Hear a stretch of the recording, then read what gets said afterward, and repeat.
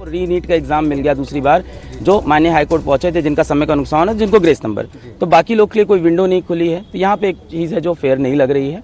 दूसरी चीज़ ये लगती है कि जब एनटीए खुद एग्री कर रहा है आ जाके कि हमने 1563 स्टूडेंट्स को जो ग्रेस दिया वो पूरी तरह से सही नहीं था, गलत था, तो और कितनी डिस्पेरेंसीज हो सकती है उसके अंदर, इसके ऊपर भी देखना चाहिए। क्योंकि उन्होंने ये चीज़ बिना किसी के परमिशन के अपने आप ग्रेस नंबर का कॉन्सेप्ट लाया और ला दिया। क्या पास में भी ऐसी चीज़ उन्होंने कभी की है जो कभी कोर्ट तक नहीं पहुंची है?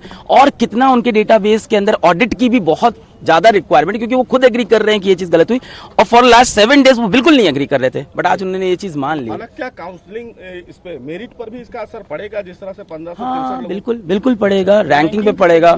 रैंकिंग बिल्कुल री एग्जाम के बाद ही रैंकिंग डिसाइड होगी, क्योंकि काउंसलिंग ये कह रहे हैं कि 6 जुलाई से करेंगे।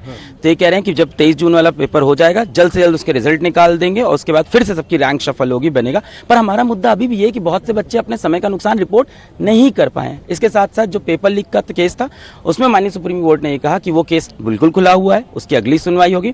और आज माननीय सुप्रीम कोर्ट में जजेस ने पहली बार ये भी बोला कि मान लेते हैं काउंसलिंग हो गई, मान लेते हैं बच्चों का एडमिशन हो गया, उसके बाद भी हमें गैप्स मिलते हैं, तो supreme court has all the powers to revert everything. तो उन्होंने कहा मान लेते काउंसलिंग होती है, बच्चों का एडमिशन हो गया, कल को हमें कोई मुद्दा मिलता है, भले ही पेपर लीक हो या कोई और डिस्पेरेंसी हो, तो हमारे पास सारी पावर इन चीजों को वापस सही करने की। को क्या आप लोग इस मामले को उठाएंगे सुप्रीम कोर्ट के समक्ष कि अभी भी विंडोज खुले हुए हैं? बिल्कुल रिव्यू करते हैं, देखते हैं ऑर्डर क्या आता है उसके बेसिस पे, क्योंकि जो मुद्दे खुले हुए हैं उन पे कैसे आगे अप्रोच करना है legally, will take a call on that.